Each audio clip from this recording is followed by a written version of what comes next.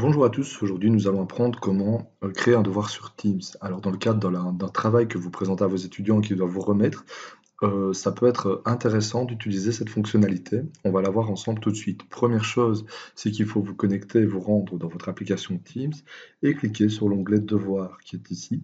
Vous arrivez donc sur cette fenêtre et vous pouvez cliquer sur Créer pour commencer la création de votre devoir. Alors pour un devoir à remettre par les étudiants en travail, vous cliquez sur Affectation et vous pouvez commencer à personnaliser votre devoir. Il faut choisir l'équipe dans laquelle il va être fait. Ici, j'en choisis une au hasard, puisque je ne vais pas réellement créer. Il faut entrer un titre à votre devoir. Voilà, travail d'évaluation.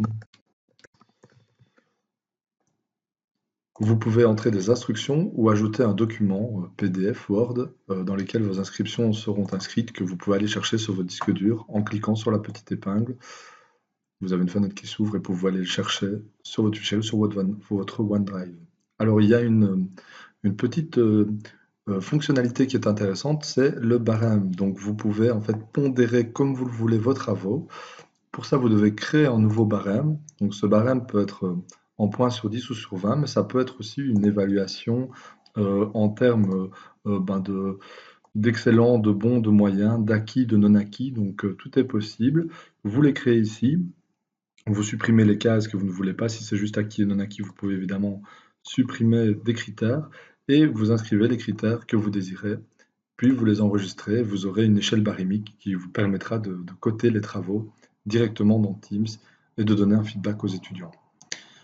L'équipe évidemment est choisie. Vous pouvez choisir si vous le remettez à un ou plusieurs étudiants. Vous pouvez choisir la date d'échéance du travail. Et le devoir sera publié immédiatement, les remises tardives seront autorisées, on peut modifier et faire que les remises tardives ne soient pas autorisées. Donc dans ce cas-là, les étudiants ne pourront même plus poster leur travail une fois qu'ils seront en retard. Moi, je place toujours les remises tardives autorisées. Il est notifié qu'ils l'ont rendu en retard, mais on reçoit quand même le travail de l'étudiant. Une fois que vous avez fait cette opération, vous appuyez sur Affecter et voilà que vous créez votre devoir. Il est enregistré. Une fois votre devoir créé, vous pouvez consulter les personnes qui l'ont remis, qui ne l'ont pas remis, dans l'onglet Devoirs, une fois de plus, et là dans le devoir attribué. Dans le devoir attribué, regardez ici, on a deux par exemple.